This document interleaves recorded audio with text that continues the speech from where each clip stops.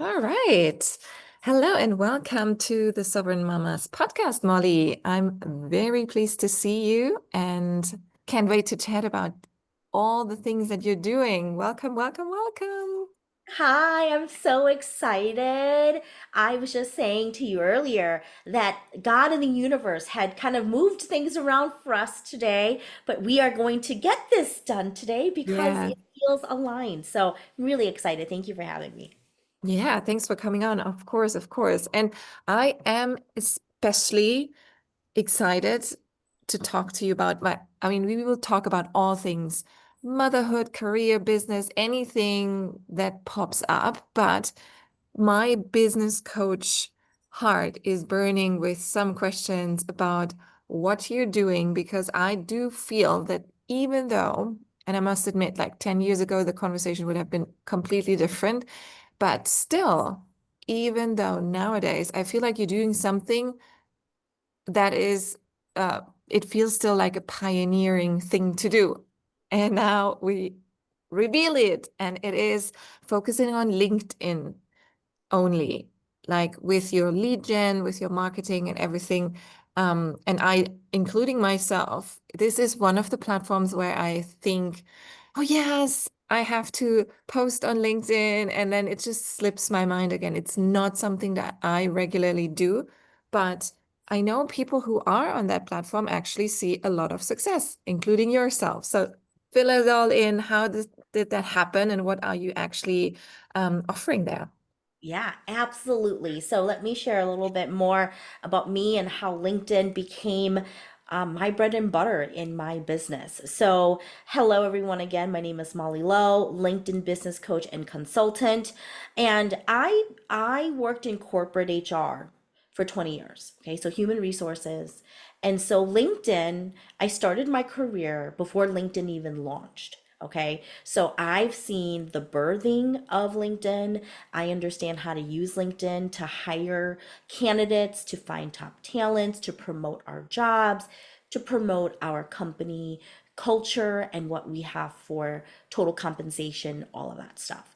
And then, of course, I started working in a sales industry, so I understood what LinkedIn had to offer for Sales Navigator. Okay. So, interestingly enough, when I started my business 7.5 years ago, I was a career and leadership coach because naturally it made sense for me to go from HR into career coaching and leadership coaching.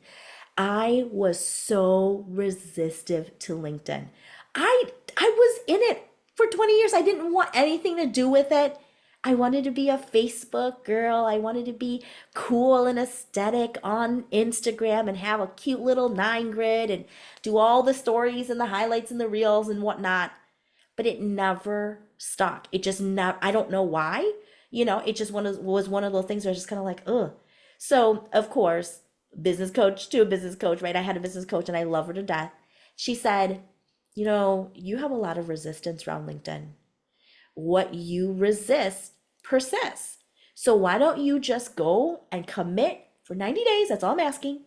90 days, go all in and just see what will happen. And fast forward to today, it worked. Now, my business coach is not a LinkedIn coach at all. So she was like, I can't really point you in the right direction. I can kind of tell you a little bit about, of course, the basic and traditional marketing strategies and stuff like that. But she didn't know how to do lead generation on LinkedIn. There was no way that she could point me around. It was just kind of a trial and error. And she was my cheerleader. She was kind of like, yes, go, give it a go, right? So that is one of the most common questions that I get from people is, so did you get certified by LinkedIn? Do you work for LinkedIn? How did you learn how to do this, right? So the answer is no and no. I did not go through anybody's certification class and I didn't work for LinkedIn. Although I will say I do think that I would love to be a consultant for LinkedIn. I think it would be really helpful to help them kind of do all that stuff. But my everything that the primary reasons why my clients come to me in my community is organic lead generation, attraction marketing strategies. I don't do all kinds of marketing, I only do attraction marketing. And then, of course, in-mail sales sequencing, right? So I don't believe in cold pitching. I've tried it. It doesn't feel good to me. It feels icky. I don't want to be sold that way, so I'm not going to want to sell that way, right? And so through trial and error for many, many years, I've curated and really perfected the frameworks of how do you find, nurture, attract, and convert your connections into becoming clients for you on LinkedIn. So yes, we're all about quality over quantity over here in Molly's world. That's amazing. I love that so much. And you know what I also want to touch on, because there's so much we can talk about, right? And we could go all down the rabbit hole and talk, discuss how to use LinkedIn and stuff. But what I found really unique about your story is that that part about listening to your resistance, the nudge, um, going for it. Because I think a lot of women, especially moms who are listening to this, are thinking or have something similar that doesn't feel like the obvious path, right? For you, you said everyone's on Facebook, everyone's doing Instagram. Of course, I have to do it. This is the way of building your online business. And deep down, you knew it isn't, but you went anyways. You tried, and it didn't work. And so a lot of times, um, and also including in my coaching sessions, I feel when clients come and say, they show or share their goals and say, I think this is the way, and I can already sense it's not their way. Yes, this is a possible way. It is for some people, of course, but it's not their way because they already have a way of describing it with some sort of resistance, and then the moment when you said, okay, what can you talk a little bit more about that when you did surrender and say, Mhm. okay, LinkedIn, I'll take you on. Oh yeah, I remember that day like it was yesterday. I remember. I just hopped off of my coaching call with my coach, and I thought to myself, all right, so here's the thing.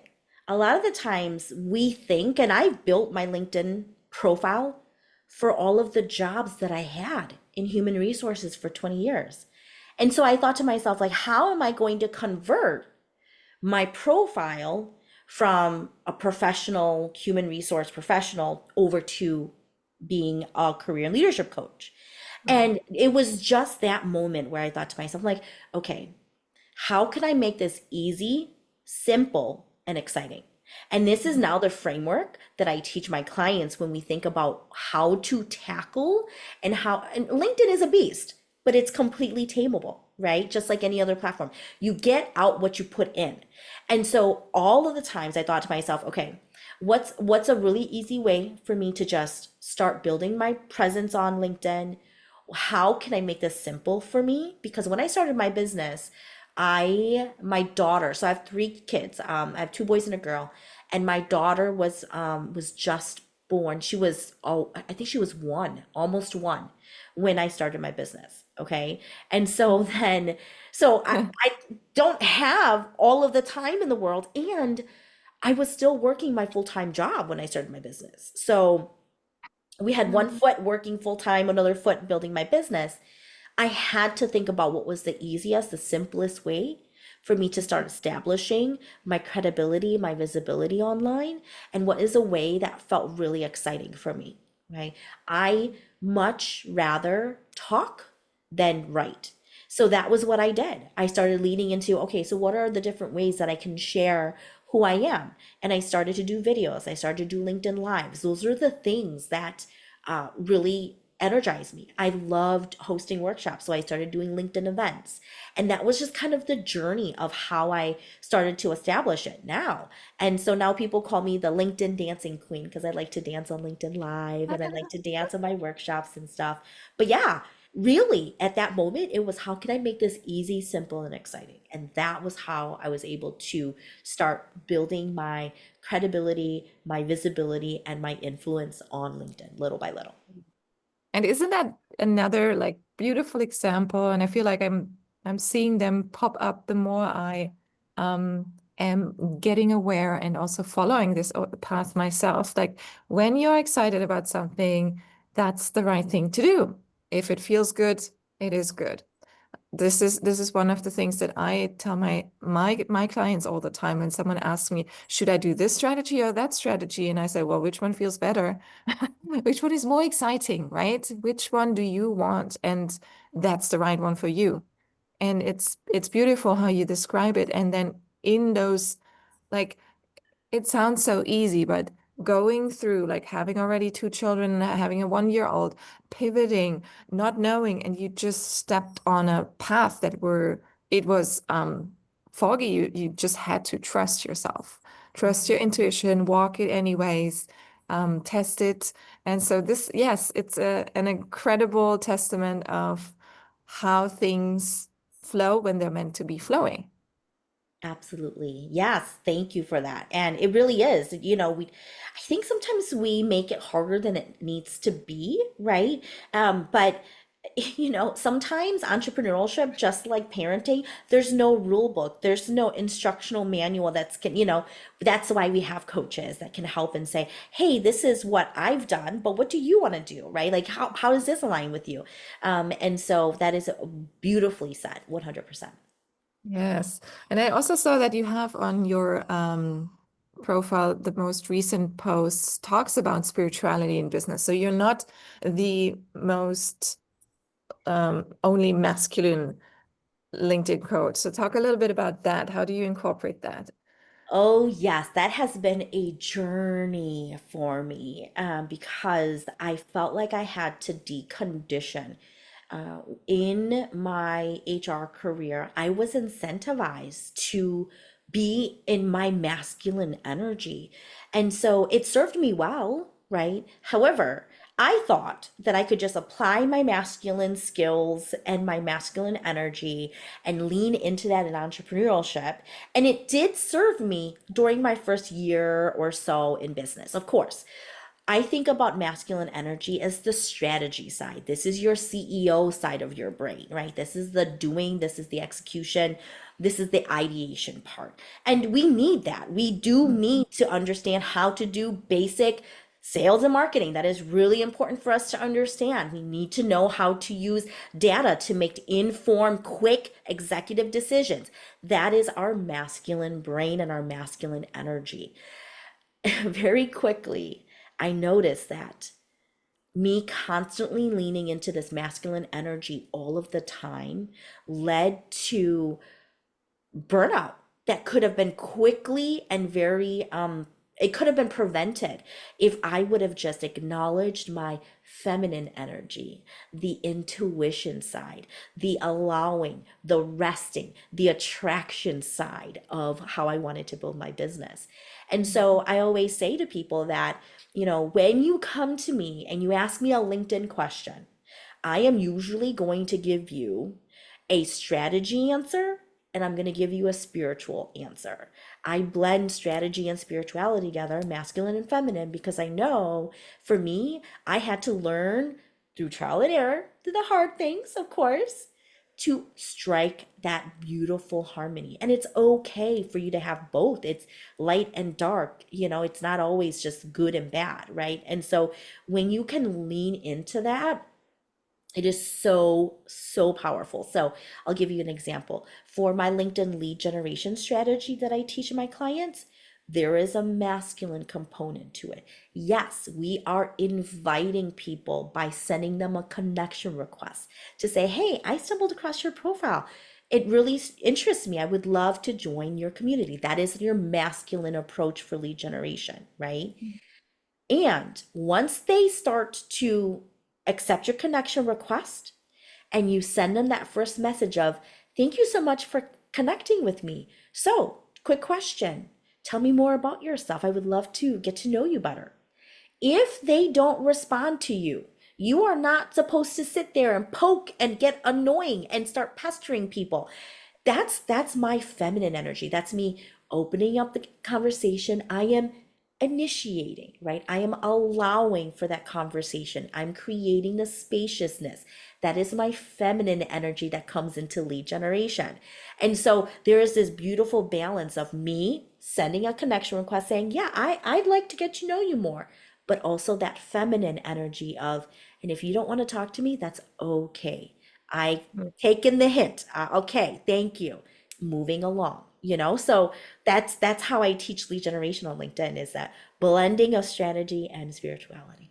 Yeah, that's why we connect so much because it's exactly what I am doing to resonate. Of course, this is something that, but it's, well, I say of course now, but it's not something that get taught, and it's not something that we like on default. It feels like society teaches us the masculine way, and you're especially when you go through a traditional career path, just like the two of us, then there's no room for leaning back and allowing and waiting. If I think back of my old job and like over a decade ago when I was in corporate and I had yeah, I had to do the things, right? There was no way. There was like in 20 minutes, the press release needs to be sent out and da da da da and da da da. And everything was so go, go, go, go. And yes, exactly like you say, it leads to burnout because it's not sustainable. It's not something that your body, mind, spirit is able to hold up with, especially for us then adding a child or two or three to the agenda, right? Yeah, So, yeah. so Perfect. Perfect. I like what is something when we talk about your children and then you building that business that you would be as your anchor aside from this beautiful combination of masculine and feminine energy, like what is an advice that you have for mompreneurs that maybe not at that level yet and want to scale and see how can I incorporate this not only in the marketing side of things, but also for my motherhood, Mhm. mompreneurship? Yeah, absolutely. I think for me, one of my biggest cheerleaders are my husband and my children. Mm. And the more that you can incorporate them in your journey, it really becomes something that's so beautiful, because entrepreneurship is a very spiritual journey for you. And a lot of times you don't know that, right? When you first, like, if you told me that, I had someone say that to me once. They said, when I first started getting into this, I met with someone and he said, this is the entrepreneurship is the most spiritual journey you will ever walk. And I was just kind of like, yeah, okay, you're weird. Like, whatever. Didn't, had no clue that it absolutely was. So my tip to fellow mompreneurs that you are building your business, or maybe you're still one foot in corporate, one foot in business, and then you know hands and feet in motherhood, is the more that you can allow your family and your children to participate, the better. And it doesn't mean that you have to show them off on social media if you don't want to do that. But like, my children know exactly what I do. And they understand, like, oh, mommy's doing what she loves. Like, this is great, right? And my daughter even will pretend, she will mimic me, and she will, I have a whiteboard and she'll come and draw ideas and she'll say, Mom, what do you think about this idea? It just really helps to foster that entrepreneurial mindset for your children, and it helps them to feel included, right? So it's a lot easier when I can say to my kids, hey, mommy's got to record this podcast, okay? Give me 20 minutes. I will be right out. My children are playing in the pool right now because it's really hot today. And I was at the pool before I came on here to record with you. Like, this is the beauty of it. They understand. So that's my biggest tip, is don't worry so much about what needs to happen next for scalability. It's more, how can I continue to make this a family affair? How can I make this so that my children know what I'm doing and I know what they're doing, and it becomes an integration of your business and family. Yeah, it's the embodiment of a sovereign mama. Like you just beautifully described it, and including your children at a certain age, and even when they're very little, always talking about it. That helped me a lot as well. Like having conversations and introducing them to those terms. My 8-year-old now, I mean, I think this was a few months ago, and he said, entrepreneur, what is an entrepreneur? And then we talked about this word and then what it means and what's the other way that you could choose, right, to earn your money. And he's like, I want to be an entrepreneur. That sounds cool. And he was just making fun with the word and playing around. But then yes, it gets more accessible. And I think this is a really key point. So Thanks for sharing that. And also, um, when it comes to your spirituality, like what helped me a lot was not seeing it as two things. Like you just said, like entrepreneurship is part of your spiritual path.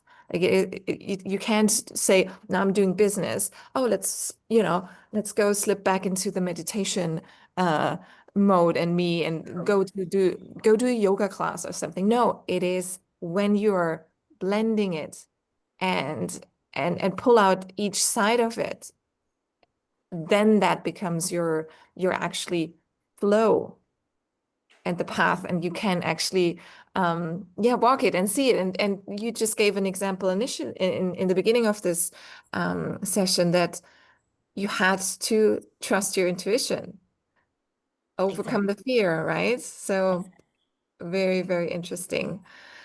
Is there anything like one nugget, aside from the nuggets you've already shared, is there anything that you think you want people to hear and know?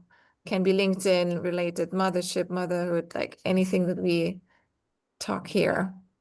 Yeah, I think, when for me, I think the biggest, I was just having this thought to myself when I was journaling was sometimes, and I'm just going to use myself as an example, sometimes we very much see our business as our baby, right? Because it can be. And I also think that it's a friendly reminder to also know that our business, yes, it's our baby, but it's really to provide, to maintain or provide a higher quality of life for us and our families. And, there are times where I feel like it's normal for you to feel tug of war between like, ooh, do I go and spend the day at the pool with my kids, while they're swimming, or do I go and, check all my emails and do all the things, right? And I think that we tend to sometimes feel this tug of war when our business is here as a tool, as a resource. It's not our embodiment of who we are as a mom. And so I think that there's times where I think to myself, okay, CEO, mom. So I just want to say that at the end of the day, yes, your company is your baby, and you've got real babies over here too, right? So don't make it feel so guilty or like you always have to pick and choose, because sometimes it's okay. Like, work is going to be here. We don't have to do that today, and learning how to, what's the right word here? To not only manage your time, but more identifying what's truly urgent and what's not, right? Mhm. And leaning into that and saying, yeah, today's a day that I don't have anything on my calendar, and that's okay. And I'm going to go and do Mhm. this instead, So that's what I would say. Amazing. Yeah. Don't you also think like having no agenda is sometimes better than having an agenda in both Oh, areas? absolutely. Absolutely. 100%. Because the other part that I was going to share too about, my feminine energy is I always block my Mondays. My Mondays are my days off. And I actually ideate. That's when I'm creating from my womb. That's, we're women. We birth things and we're really good at that. We have instinctively really physiological powers and psychological powers to birth ideas and to really take that time. But how much time do you give yourself to ideate, to birth these ideas, right? So I've incorporated that into my weekly schedule, and that's my Mondays. So yeah, you guys will never see me doing any kind of networking. I don't do any calls on Mondays. I don't do anything on Mondays because that is my ideation, innovation, and my birthing day. So that's what I do. I love that. I love that. And that's just reminded me of someone like years ago. There was I had a business coach, and she was actually blocking off an entire week because she was adjusting her business to her cycle. And she said, this one week, I'll take it out. She didn't actually say oh, hang on. She didn't say it was connected to her cycle, but now I just assumed that. But she said she has uh, and she called it in a specific way, which I don't remember now, but it was like implementation week or Mm. I don't know, but 3 weeks on, 1 week off, where ideas can flow, where you also have like enjoy the beauty of having a business that's thriving and do fun things, right? Exactly. Um, and I do love that concept. And the other day I was, maybe you've noticed that as well, after you know, when you are in your 40s and have had children, the cycle really is changing and it is impacting us a lot more, me now. And I've only recently noticed this because before I was always a machine. Like I've done a gazillion things at the same time and there was never a stop. Not even my cycle would even like, I didn't notice in my energy. Yeah. And now, when I notice, oh, it's time to lay down, I feel like a nap. I'm like, oh, okay, it's coming in, of course. And I'm more in sync now. And I'm thinking, why not honor that more? Why not allow yourself? Like, we're not machines, right? We're not. And this is just your body's talking. Mhm. And yes, having the flexibility and also the courage to do so and say, oh, it's just these 2, 3, 4 days in the week, in the month that I'll honor myself, my body, and rest. Yeah, 100%. I love that. I myself follow my lunar cycle, so I know exactly what you're talking about, Julia. 100%. I purposely don't do my workshops around those weeks because Mm. I'm cranky and I'm tired.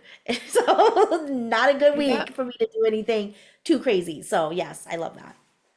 Yeah, amazing. And this is why I love these conversations because we get each other, like women um, know that, and but some still do not like allow themselves to think that way or think that's crazy. Like when I left my career back then and I did then take a break to travel the world, I felt like I had so much guilt on my shoulders, thinking that's not what I'm supposed to be doing. That's not something that other people are doing, right? What will happen when I come back? Is there anyone ever going to hire me again if I have like this gap in my beautiful CV that was so polished until then?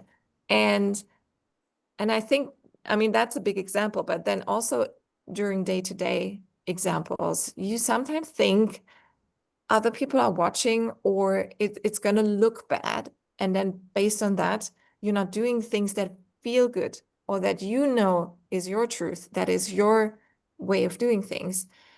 And really stepping into that and listening to just what matters to you and what feels good to you, I think that's the breakthrough for a lot of people when they then finally say, oh, yes, yes, this is how it is supposed to feel like. And it's right. Absolutely. Absolutely. And I feel like everyone kind of has to, they walk that journey. Everyone, I was there, right? And I think it's very normal for you to lean in on the constant run, run, run, go, go, go. And oh my gosh, how are people going to look at me? How they're going to judge me? But then when you finally get here, then you get it. Then you'll You understand. And know give when you more know. time. Yeah, exactly. Perfectly said. Yes, I love this conversation, but I also am aware of the fact that you are pulling yourself together, that you're not, you shared with me that you do have a little bit of a cold. So I appreciate you did that. And um, I don't want to stretch it too long. We will share everything about you and how people can find you in the show notes. But what's your favorite way of other people finding or connecting with you in the first place? Obviously on LinkedIn. Is there any other way that you would love for people to get in touch with you? Yeah, LinkedIn is the best way. That is what you guys will find me, and that's where I'm most active. So definitely look me up under LinkedIn. Shoot me a quick message. Let me know that you heard me here on Julia's podcast, and that really helps. So, yeah. Amazing, amazing. Thank you, Molly. That was fun. That was interesting. And I hope some women out there might be now inspired and get their mojo back and say, yes, I'll tackle LinkedIn. And I hope they reach out to you when they do so. Thank Okay. you. Thanks for listening and have a beautiful day. Until next time. Thanks, everyone.